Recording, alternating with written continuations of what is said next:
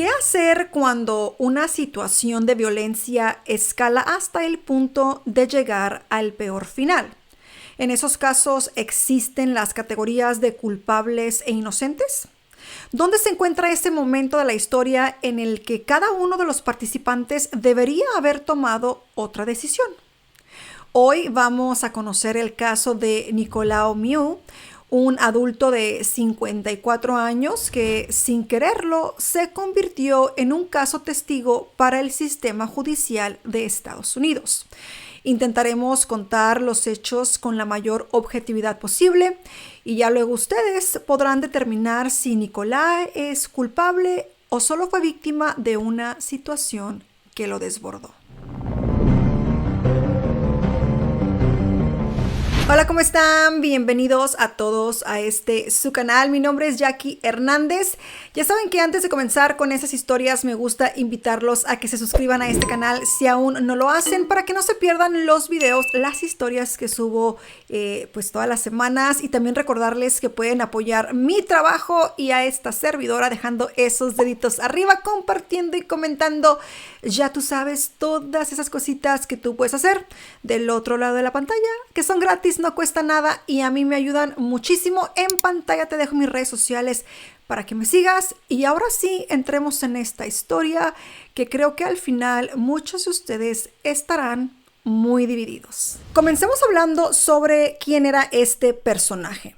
Nicolae Miu, que de hecho no sé si estoy pronunciando correctamente su nombre, es un hombre rumano de más de 50 años. Había emigrado desde el país de Europa Oriental hacia Estados Unidos cuando era adolescente y se asentó entre Wisconsin y Minnesota. Allí estudió ingeniería y se estableció como un estadounidense más. Aunque nunca tuvo hijos, sí se casó. Su ex esposa, de quien se separó poco antes de la situación que cambió su vida para siempre, siempre lo vio como una persona capaz de solucionar problemas de todo tipo. Nicolae era hacendoso y resolvía.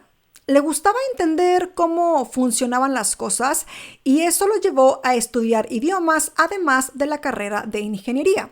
Se convirtió en políglota, dominando 5 lenguajes. Sin embargo, su personalidad algo tosca y de pocas palabras le impedía demostrar esos conocimientos en público. De carácter introspectivo, Nicolae siempre tenía la palabra justa y precisa, sin aderezar con frases rimbombantes o demasiada espectacularidad. Con 1 o 2 palabras lograba resumir lo que buscaba. Esa personalidad más hacia adentro se fue acrecentando con los años y sobre todo luego de un hecho personal que le cambió la vida para siempre. En el 2020 comenzó a sentirse mal y a pesar de que su esposa le pedía que fuera al hospital, este hombre terco se negaba. Cuando ya el malestar era imposible de soportar, escuchó el consejo de su mujer y se acercó a un centro de salud. ¿Cuál fue el resultado? Bueno, estaba al borde de un ataque al corazón que hubiese terminado con su vida definitivamente. La solución era un bypass cuádruple que lo mantuvo durante 3 semanas en el hospital y lo obligó a bajar el ritmo de la vida que llevaba. Luego de esto ganó mucho peso y comenzó a tener problemas con su esposa. Además, perdió a su perro que lo acompañó durante toda la recuperación y a quien consideraba su ángel. ¿Esto pudo haber sido el comienzo de ese camino de descenso hacia la locura? Perder la vitalidad lo pudo convertir en una persona violenta que no pudo dominar sus instintos más bajos. Aunque no volviera a ser el de antes, siempre llevaba una caja de herramientas consigo y estaba preparado para lo que pudiese suceder. Pero nadie esperaba que todo esto lo llevaría a convertirse en un asesino. Todo esto sucedió en julio del 2022. Nicolae, su esposa y un grupo de amigos decidieron ir al río Apple River en el condado de St. Croix, en el límite entre Wisconsin y Minnesota. Este espacio siempre fue un lugar de esparcimiento en donde se reunían a descansar familias, amigos y adolescentes.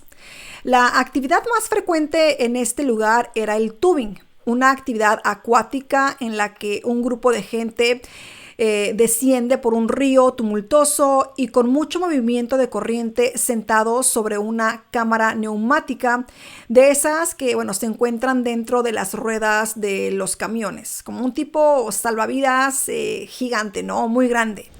Esas cámaras se denominan donas o rosquillas, o como les digo, un salvavidas, por la forma que tienen y se unen con sogas para que el grupo pueda disfrutar en conjunto de un divertido y agitado paseo por el río. En el caso del Apple River, su correnteada no era tan extrema, por lo que el momento se sentía más como un descanso, como estar en relax. En otros ríos, algunos utilizan remos de kayak para guiarse cuando hay demasiada corriente. Nicolai, como toda una persona que gusta de arreglar cosas en diversas situaciones, se sumó al plan con un snorkel y un cuchillo muy afilado porque muchas veces las sogas que atan las donas se atascan en las rocas y es necesario cortarlas. Este dato de los elementos que llevaba encima el hombre es vital para entender cómo ocurrió todo. El lugar estaba lleno de gente adulta, no se veían niños en la zona y los diferentes grupos separados por mucho espacio entre cada uno disfrutaban de la paz y la tranquilidad. Además del grupo de Nicolai, había dos grandes grupos. Uno de ellos estaba conformado enteramente por adolescentes de aproximadamente 17 años. Estos se encontraban tomando alcohol y fumando de la verde. Entre ellos estaba Isaac Schumann. Cerca de ellos había otro grupo conformado por personas de entre 25 y 30 años, entre los que se encontraban Dante y Tony Carson. Ambos grupos formaban, junto al de Nicolai, una suerte de triángulo entre ambas costas que los separaban. Y aquí es donde todo comienza a escalar hasta un punto de no retorno. Uno de los amigos del grupo de Nicolai, en algún punto de este viaje por el río, perdió su celular. Disfrutando de la tarde y el río, el dueño del celular pues lo dio por perdido sin más, ¿no? Pero Nicolai, como ya sabemos, no podía dejar nada sin arreglar. Así que decidió ponerse el snorkel y comenzar a nadar río abajo con la esperanza de encontrar el dispositivo de su amigo. El movimiento y el rompimiento de las olas sobre las rocas lo fueron alejando de su grupo, pasando así por el grupo de Carson hasta llegar al lugar donde estaba el grupo de Schumann. Y bueno, es necesario remarcar la diferencia entre ambos grupos para entender cómo fue que esa apacible tarde escaló en violencia y confusión. El grupo de adolescentes en donde estaba Isaac Schumann estaba compuesto por 6 jóvenes que no pasaban de los 17 años. Entre el consumo de alcohol y de la verde por varias horas, ya habían comenzado a molestarse entre ellos y al resto de la gente que pasaba la jornada del día pues en este río, ¿no? Este es un dato importante para esclarecer lo sucedido. Porque si el grupo hubiese estado en otras condiciones, quizás hubiera sido posible detener lo que estaba a punto de suceder. El grupo de los Carlson era mucho más familiar y adulto. También habían consumido alcohol y tal vez unas drogas, pero mostraban menos violencia que el grupo de Schumann. No obstante, entre esta gente había una persona que lo iba a cambiar todo. Una mujer de pelo claro y con características muy altaneras llamada Madison Cohen. Ella sería la clave para que todo se volviera una pesadilla. Nicolai Mew comenzó a alejarse cada vez más de su grupo, buscando con el snorkel bajo el agua el teléfono celular que se había perdido.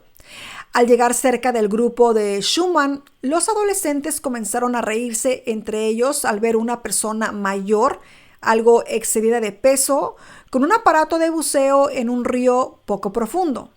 Al estar en grupo y con varios litros de alcohol en la sangre, comenzaron a burlarse abiertamente de Nicolai. Se reían cada vez que metía la cabeza en el agua y se callaban cuando salía para seguir comentando entre ellos. Era un grupo contra una sola persona. Nicolae, con su carácter callado y poco demostrativo, hacía caso omiso de lo que sucedía, pero poco a poco se comenzó a molestar. ¿Cómo se reconstruyó toda la situación extrema que siguió? El juicio posterior a los hechos se fue armando gracias a varias cámaras de celular que fueron reconstruyendo la situación y a lo dicho por los testigos que, como veremos luego, no paraban de contradecirse. En uno de los videos más viralizados de lo sucedido, se ve a los adolescentes del grupo de Schumann burlándose abiertamente de Nicolae y riéndose a carcajadas. Pero todo volvió a escalar cuando la broma se puso mucho más intensa. Uno de los adolescentes comenzó a gritar que había un hombre viejo mirando a niñas pequeñas bajo el agua con un snorkel. Los compañeros se sumaron y comenzaron a gritar que había que tener cuidado con el pedófilo, pero eso no era cierto. Como se observó en todos los videos de esa jornada, no había niños jugando en las aguas del Apple River ni en sus costas, solo un grupo de adolescentes y varios adultos. Cuando la gente del grupo de Carson comenzó a escuchar los gritos de los jóvenes sobre un mayor de edad que estaba mirando a menores, levantaron la cabeza y empezaron a mirar hacia donde estaba Nicolae. Él, entre confundido y enojado, empezó a buscar con la mirada el lugar donde estaba su grupo de amigos, quienes de hecho nunca lo fueron a acompañar. Ya más molesto, Nicolae comenzó a mover las cámaras del grupo de Schumann donde estaban haciendo tubing para buscar debajo si estaba el celular, ya que cuando los adolescentes se enteraron lo que buscaba, comenzaron a molestar entre ellos diciendo que quizás ellos lo tenían. En ese momento, la situación se fue poniendo cada vez más intensa y agresiva. Los adolescentes continuaron riendo y burlándose del hombre, pero sus consignas eran cada vez más complicadas. Al ver a un hombre o una persona que no reaccionaba, decidieron subir la apuesta. Y aquí hay que recordar que Nicolae tenía un bypass cuádruple, por lo que no estaba en condiciones para ponerse a pelear mano a mano con un grupo de 6 adolescentes. Y bueno, así llegó el momento de no retorno. Ese instante en el que todos los participantes del hecho pensarían luego, ¿qué hubiera pasado si actuaban distinto? A partir de esto no había vuelta atrás. Lo que se desbordó fue algo impensable. Me imagino que ahora ustedes se preguntan ¿qué pasó? Bueno, pues presten mucha atención. El grupo de Carson, preocupado, se acercó a donde estaba Nicolae y comenzaron a sumarse a los gritos. Le gritaban cerca de la cara a Nicolae que era un pedófilo y que debía irse de ese lugar. Madison, una de las jóvenes, se puso cada vez más violenta, parándose enfrente del acusado y señalándole que se fuera hacia donde bajaba el río, a pesar de que el grupo de Nicolae estaba en otro lado. El hombre tenía un gesto de total confusión. Aunque ambos grupos dijeron que Mew nunca le respondió ni quiso explicarse, en las grabaciones de las cámaras se vio cómo Nicolae se acercaba a hablar con Madison, pero ella le gritaba desenfrenadamente mientras los adolescentes del grupo de Schumann seguían insultando y riéndose. Incluso le llegaron a quitar el snorkel, aunque él les pedía que se lo devolvieran. La imagen de por sí violenta se coronó con la mirada del hombre desconcertado hacia donde estaba su grupo, que nunca cayó en cuenta de lo que estaba sucediendo. Y bueno, finalmente ocurrió. Amparado en la confusión de las burlas, los gritos, uno de los adolescentes golpeó y empujó a Nicolae y este cayó sentado y pesadamente sobre el fondo del río. Y esto ante las risas de todos los espectadores. Los testigos aseguran que Nicolae golpeó a Madison primero, cuando ella comenzó a gritarle pegado a su cara. Pero la realidad es que ninguna de las cámaras que grabaron el momento mostró que él hubiera golpeado, que él la hubiera golpeado. Incluso en el juicio aparecieron muchas más contradicciones. Lo que cuentan los testigos es bastante aterrador y espantoso. Cuando cayó de golpe al río, Nikolai Mew agarró el cuchillo que tenía en la parte de atrás de su malla y que usaba para cortar las sogas del tubing y comenzó a acuchillar a quienes tenía alrededor. La escena que quedó grabada en celular es bastante, terrible, ¿no? Entre los gritos y los movimientos de cámara acelerados, se ve que el hombre enloqueció y comenzó a asesinar como que sin pensar, ¿no? Otros testigos que vieron todo desde la orilla dijeron que él sostenía el cuchillo por delante y se defendía de quienes lo atacaban. Aquí hay que aclarar que, nada justifica ese nivel de violencia, ¿no? En ese momento de tal vez bronca y deshumanización, Isaac Schumann falleció por los cortes, mientras que Riley Madison, A.J. Martin, Dante Carson y Tony Carlson sufrieron heridas, algunos más graves que otros. Mientras ambos grupos y la gente que estaba en las orillas comenzaron a gritar, Nikolai se acercó a su grupo y les dijo que alguien había acuchillado a la gente y que llamaran al 911. Luego, tranquilo, él se fue. La gente aún se encontraba muy consternada. Imagínense, adolescentes y jóvenes caminaban entre las aguas del río que habían vuelto coloradas, tapándose las heridas. Muchos de los presentes, imagínense esta escena en el río, las aguas se tornan de un color rojo, algunos cubriéndose las heridas y demás, y muchos aún sin entender qué era lo que sucedía, gritaban muy sorprendidos, ¿no? Nadie podía imaginar que una jornada tranquila a la orilla de un río finalizara de esta manera. Cuando estaba por subirse a su auto, la policía que había llegado al lugar le pidió a Nikolai que se acercara al auto policial. Luego de unos minutos, en otra grabación, se veía a uno de los agentes preguntando al hombre si sabía por qué estaba ahí. Nikolai contestó que habían acuchillado a varias personas y los testigos decían que él era culpable. Se lo veía confundido y ciertamente desconcertado. Y allí comenzó el tercer acto de todo esto. Pasaron 2 años entre la sangrienta tarde de julio del 2022 y el juicio que se llevó a cabo por el asesinato de Isaac Schumann. Nikolai, que pasó tras las rejas esos 2 años, volvió a bajar de peso y se mostró frustrado y enojado. En este momento ya estaba separado de su esposa. El caso fue importante para el sistema judicial de Estados Unidos, ya que presentaba una situación que en los diferentes estados del país tiene un tratamiento diferente.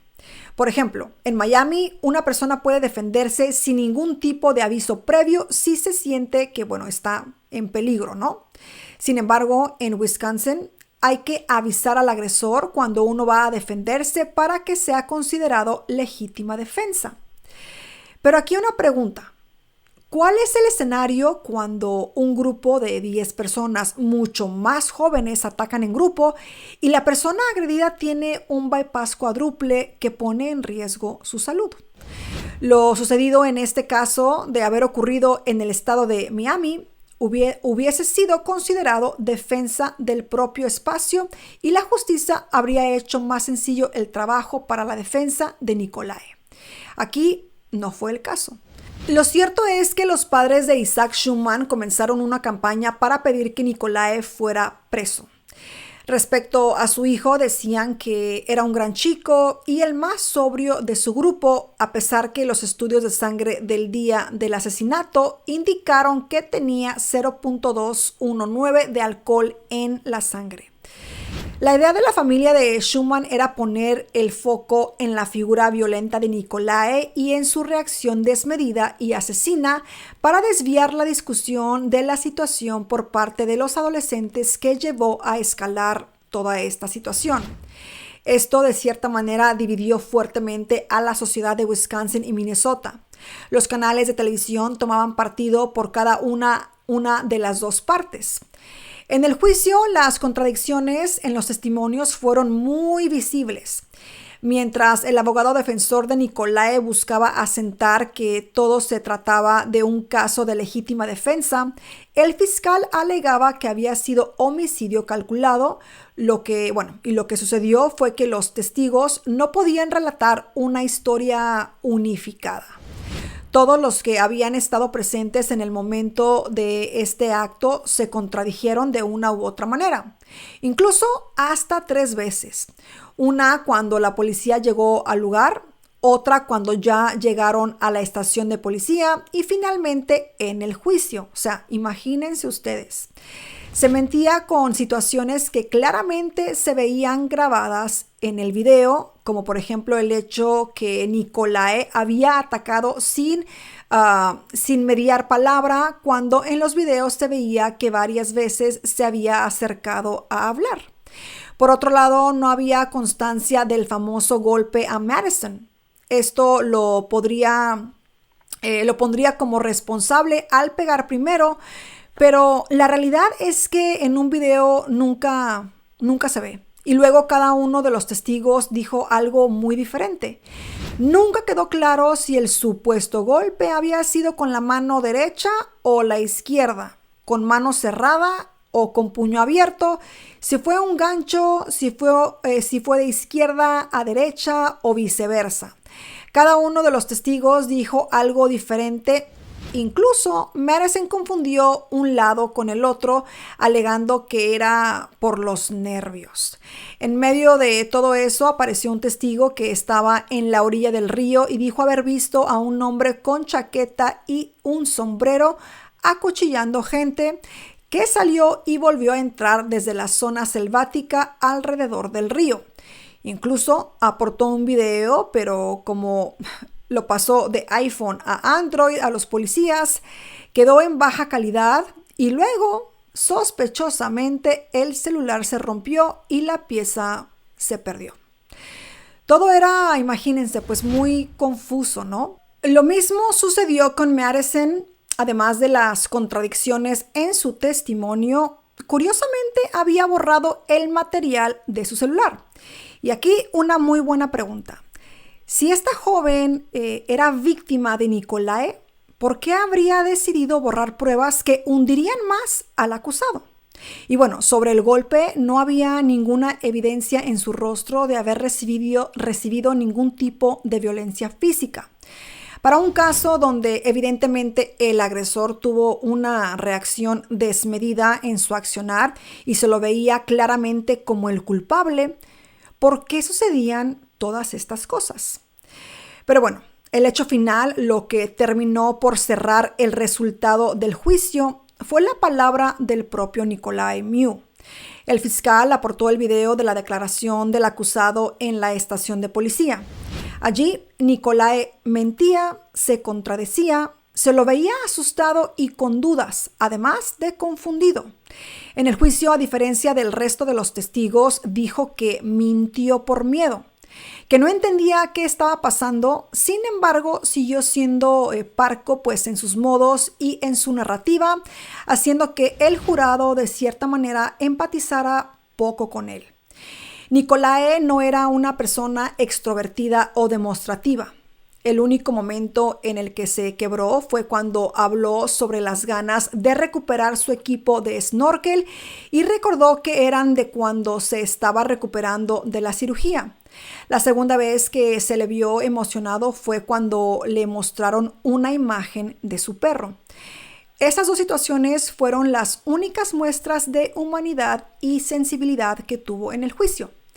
El jurado, en un dictamen que se expidió muy rápidamente, encontró a Nicolae Miu culpable de homicidio imprudente en primer grado, más 4 cargos por poner en peligro imprudentemente la seguridad en primer grado y otro cargo de agresión.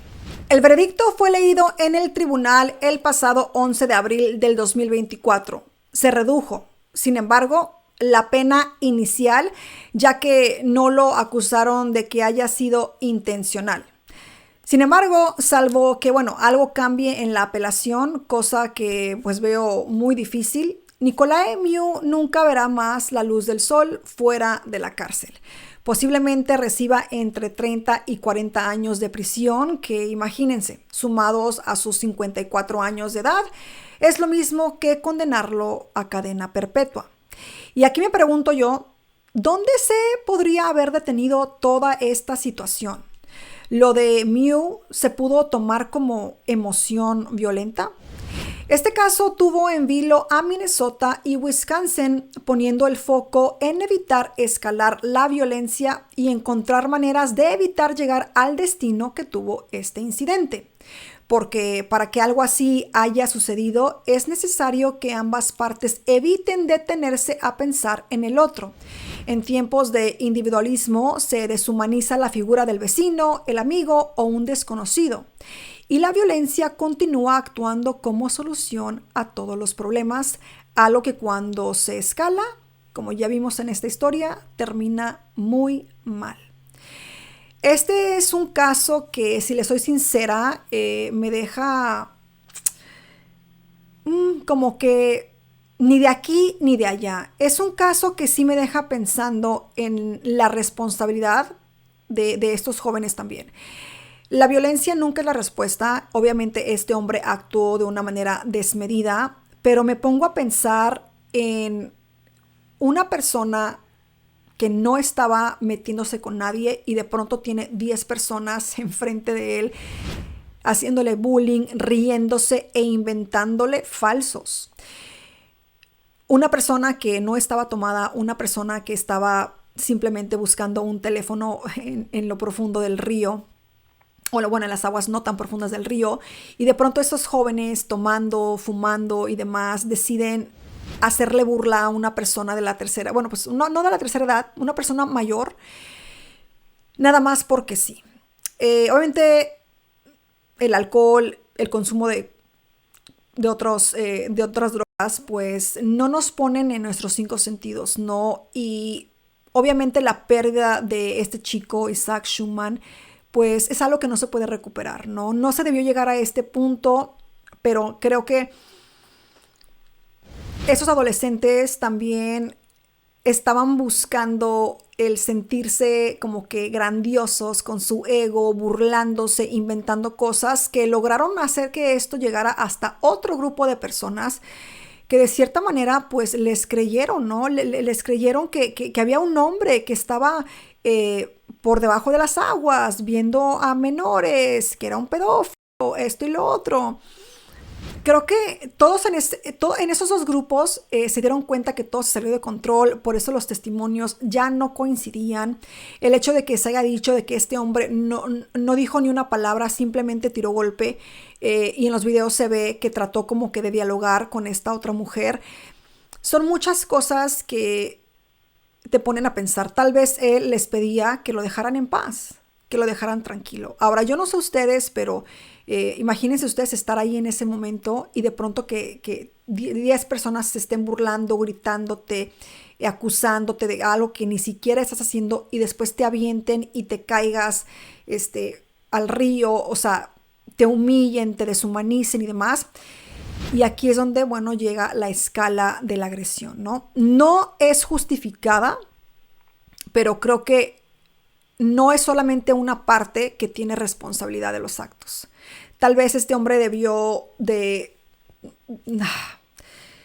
si pensaba en actuar de esa manera, pues no hacerlo con esta arma, ¿no? Tal vez, no sé, aventar un puñetazo, algo así, lo cual de nuevo la violencia nunca es la respuesta, pero si alguien te avienta, pues tú tienes que defenderte también, ¿no? No vas a dejar que te estén ahí haciendo y deshaciendo, ¿no? Y es un caso que sí me deja muy como que, no sé, puedo entender que tal vez el hombre también en el momento entró en shock y luego cuando llegó la policía ni siquiera relacionara que él había sido la persona culpable de todo esto. Al ser una persona introvertida que no pues mostraba mucha emoción o demás, no supiera cómo reaccionar. Yo honestamente quiero creer que esto que ocurrió con este hombre no fue como que algo intencional, sino fue una reacción que pues no controlada.